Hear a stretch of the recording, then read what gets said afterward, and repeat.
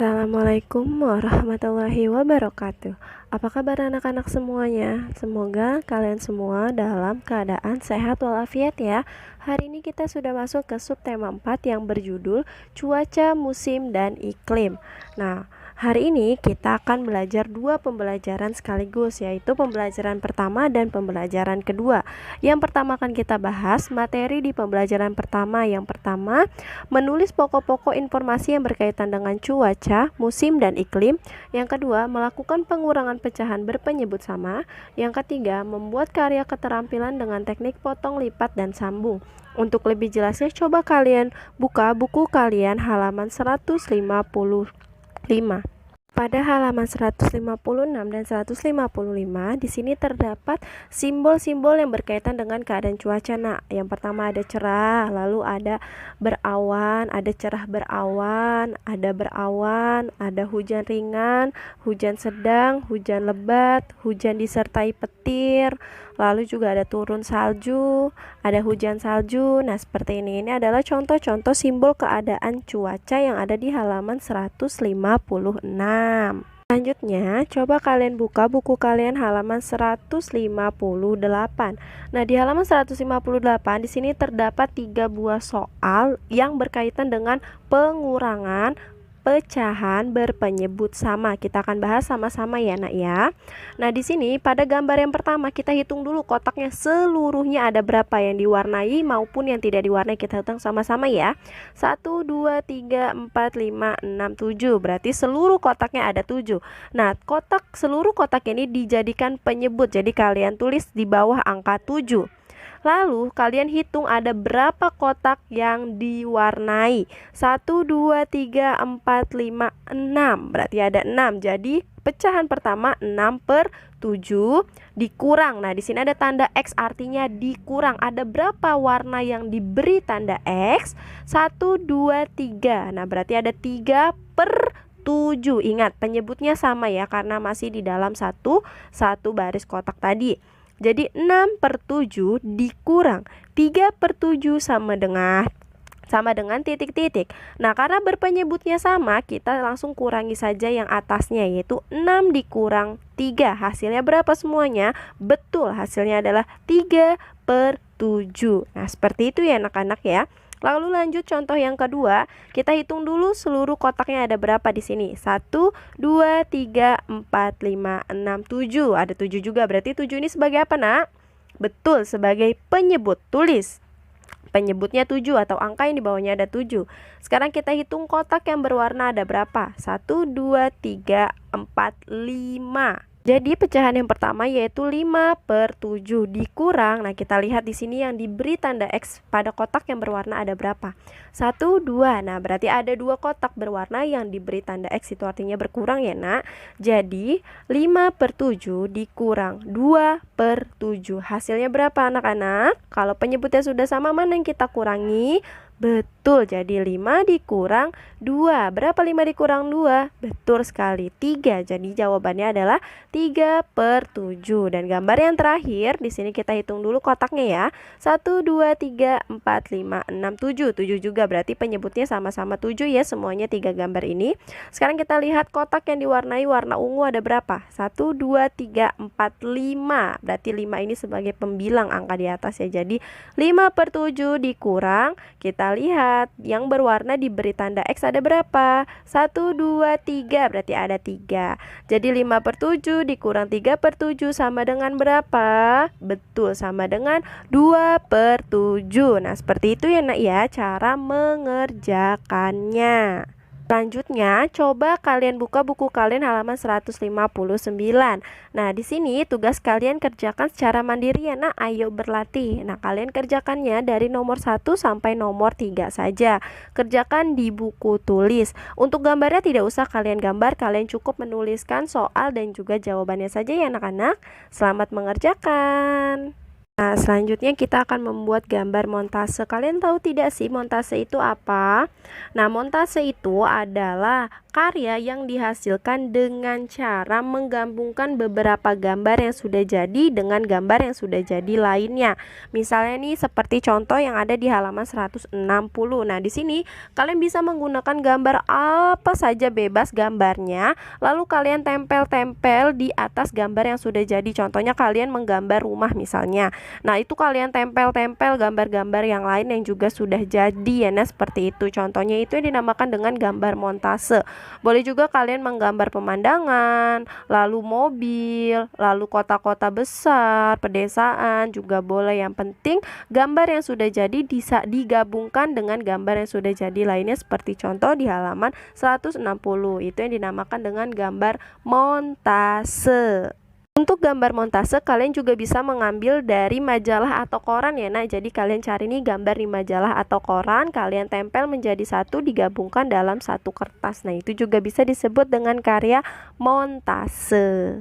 Selanjutnya, tugas untuk kalian yaitu membuat montase, anak-anak. Nah, coba kalian bisa lihat di halaman 161. Di sini ada langkah-langkahnya. Kalian membuat montase bebas apa saja gambarnya, kalian gabungkan menjadi satu ya, Nak ya. Kalian bisa mengambil dari koran atau majalah yang kalian punya ya. Jadi untuk karya montase ini kalian dikumpulkannya nanti hari Sabtu. Jadi masih ada waktu, hari Kamis, Jumat itu kalian bikin ya, Nak ya. Jadi nanti dibawanya pada hari Sabtu, tidak harus dibawa besok untuk tugas montase. Jadi kalian persiapkan dengan sebaik mungkin tugas montasenya agar hasilnya juga bagus ya anak-anak. Selanjutnya kita masuk ke pembelajaran 2. Di materi pembelajaran 2 yang pertama yaitu menyebutkan pentingnya bersatu dalam keberagaman. Yang kedua mencari informasi tentang cuaca, musim, dan iklim dari teks bacaan. Yang ketiga menulis pokok-pokok informasi yang berkaitan dengan cuaca, musim, dan iklim. Dan yang keempat aktivitas olahraga. Nah, yang pertama yang kita bahas yaitu menjaga lingkungan. Kalian bisa buka buku kalian halaman 162. Kita baca sama-sama ya. Melani tinggal di kampung warga Waluyo yang terletak di pinggiran kota. Warga di kampung Melani rajin melakukan kegiatan gotong royong membersihkan lingkungan. Sebulan sekali mereka bergotong royong membersihkan selokan. Dalam setiap rapat RT, warga selalu diingatkan untuk membuang sampah pada tempatnya, bukan di jalanan atau di selokan. Alhasil selokan di kampung warga Waluyo selalu bersih dari lumut dan sampah. Pada saat musim hujan tiba, warga lebih giat lagi membersihkan lingkungan. Mereka waspada terhadap bahaya banjir. Jika selokan penuh, maka maka saluran air akan tersumbat sehingga air akan melimpah ke ruas jalan. Semakin deras air hujan, air yang menggenang semakin tinggi. Air banjir bisa saja meluap hingga masuk ke rumah warga. Tentu saja semua warga tidak ingin hal itu terjadi. Untuk memperindah kampung Marga Waluyo, warga juga giat melakukan penghijauan. Setiap rumah yang memiliki halaman ditanami dengan tanaman beraneka macam. Warga juga membuat taman di sekeliling gapura. Taman itu kecil tetapi indah dan asri karena tanamannya selalu dirawat dengan baik sehingga tumbuh subur. Warga kampung Marga Waluyo menyadari arti pentingnya menjaga lingkungan. Alam semesta dan segala isinya adalah karunia Tuhan untuk manusia. Oleh sebab itu, manusia harus menjaga dan merawat alam agar memberi manfaat yang maksimal untuk kesejahteraan manusia. Pada teks yang sudah kita baca tadi, kita bisa mengambil kesimpulan untuk apa, sayang? Betul sekali, untuk menjaga lingkungan agar tetap bersih dan terawat. Nah, kalau lingkungan kita bersih dan terawat, siapa juga yang akan menikmatinya? Yang akan menikmatinya adalah kita sendiri dan semua warga yang ada di sekelilingnya. Tetapi kalau lingkungan kita tidak bersih, tidak terawat, maka yang akan terkena penyakit juga warga-warga yang tinggal di sekitar situ. Maka dari itu, sekarang kita jaga kebersihan lingkungan kita masing-masing ya. Anak-anak, coba sekarang kalian buka buku kalian halaman 165 ya. Kita akan baca teks yang berjudul Iklim. Iklim adalah keadaan rata-rata cuaca di daerah yang luas dalam waktu yang lama, yaitu sekitar 30 tahun. Daerah di bumi terbagi menjadi beberapa wilayah berdasarkan kondisi iklimnya. Ada daerah yang beriklim tropis, iklim subtropis, iklim sedang, dan iklim dingin. Daerah beriklim tropis dilalui oleh garis khatulistiwa. Daerah beriklim tropis memiliki dua musim, yaitu musim hujan dan musim kemarau. Lama waktu siang dan malam sama, yaitu 12 jam. Suhu udara di daerah tropis rata-rata tinggi. Umumnya suhu udara antara 20 sampai 23 derajat Celcius. Bahkan di beberapa tempat rata-rata suhu tahunannya mencapai 30 derajat Celcius. Tumbuhan yang hidup di wilayah beriklim tropis sangat beragam. Berbagai macam tumbuhan dapat tumbuh subur di daerah ini, diantaranya adalah buah-buahan dan sayur-sayuran seperti nanas, pepaya, mangga, pisang, dan rambutan. Daerah beriklim subtropis memiliki 4 musim, yaitu musim semi, musim panas, musim gugur, dan musim dingin. Musim dingin pada daerah ini tidak terlalu dingin, begitu pula dengan musim panas tidak terlalu panas. Suhu sepanjang tahun menyenangkan. Maksudnya tidak terlalu panas dan tidak terlalu dingin. Tumbuhan yang terdapat di daerah subtropis antara lain bambu dan bunga sakura. Adapun hewan yang hidup di daerah ini adalah panda dan rakun. Negara-negara yang termasuk dalam wilayah subtropis yaitu Jepang, sebagian Amerika Serikat, dan sebagian wilayah Tiongkok atau Cina. Daerah beriklim sedang memiliki kondisi udara yang sejuk. Tumbuhan dan hewan yang hidup di daerah beriklim sedang antara lain pohon pinus, pohon cemara, beruang hitam, dan serigala. Negara-negara yang termasuk dalam wilayah beriklim sedang antara lain Denmark, Swedia, dan Norwegia.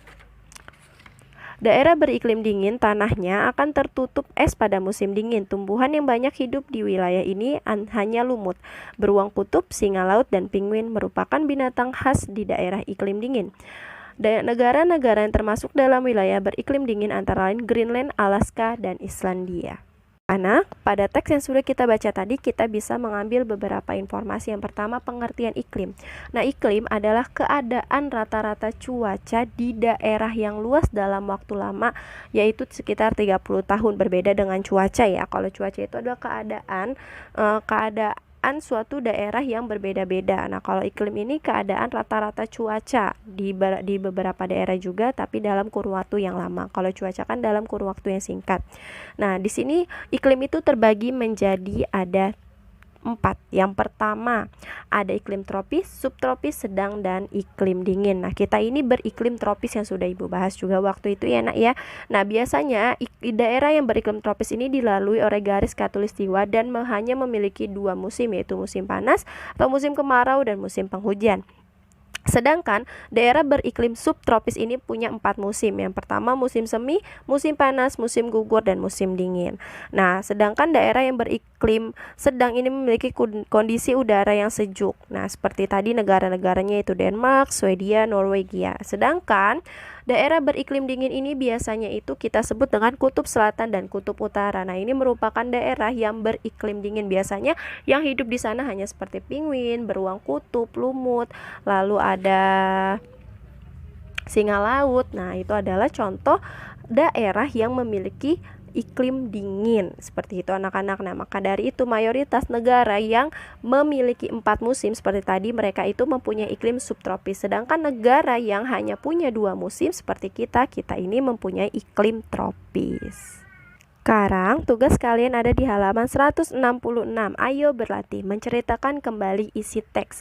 Nah, di sini tugas kalian yaitu menceritakan kembali isi teks yang sudah kalian baca tadi yang berjudul iklim ya, Nak. Di teks bacaan yang berjudul iklim di situ terdapat 5 paragraf. Nah, kalian tuliskan kembali isi paragraf yang ada di paragraf 1, 2, 3, 4, dan 5. Kalian kerjakan di buku tulis ya, Nak ya. Ingat, tulisannya yang rapi ya, anak-anak. Selamat mengerjakan. Sebelum kalian menceritakan kembali, coba kalian baca ulang teks yang tadi supaya kalian dapat apa saja isi yang ada di paragraf yang ada di setiap paragrafnya. Selamat mengerjakan ya, anak-anak. Dan yang selanjutnya yaitu mempelajari gerak melompat. Kalian pasti bisa kan melompat. Nah, ingat, kalau kita melompat kita harus menggunakan kedua kaki kita sebagai tumpuan untuk tetap menjaga keseimbangan agar tidak jatuh ya, Nak. Jadi kalau kalian melompat, kalian harus mengambil ancang-ancang dan juga kekuatan kedua kaki kalian ini harus kuat supaya bisa menjadi tumpuan. Nah, itu adalah gerakan meloncat. Mungkin cukup sekian penjelasan dari Ibu hari ini. Kurang lebihnya Ibu mohon maaf dan Ibu ucapkan terima kasih. Wassalamualaikum warahmatullahi wabarakatuh.